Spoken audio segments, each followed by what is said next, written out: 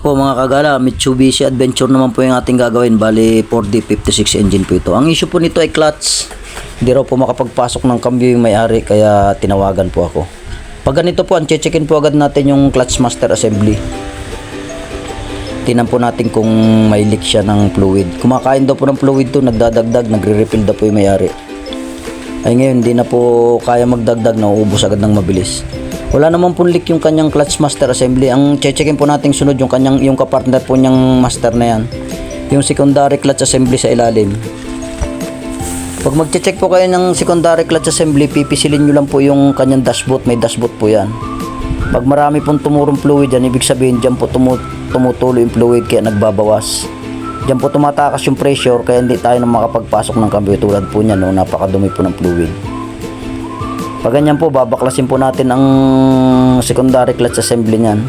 Pwede nyo pong hindi naipitan ng vice grip yung kanyang flexible hose para makapag-flushing na rin tayo ng fluid. Checkin po natin yung secondary clutch assembly na yan, kung repair kit ba o wheel cap lang ang papalitan o palit buo na po. Pero mas maganda po, ang advice ko po sa inyo, palitan na po natin ang buo para safe, iwas back job, tsaka safe po yung gagamit ng sasakyan. Yan po, bumili na po ako ng bago. Nireject ko na po talaga yung luma, kawa ng may tama po yung loob, may kasgas. Bali, kumaskas na po yung housing nung repair kit do sa loob ng cylinder, kaya nagkatama po yung luma. Bumili na po ako ng bago mga kagala para iwas back job, para safe na rin pong gamitin. Ganyan lang po ang gagawin nyo. Maraming salamat po sa panonood. Paki-follow, like and share po ng aking video.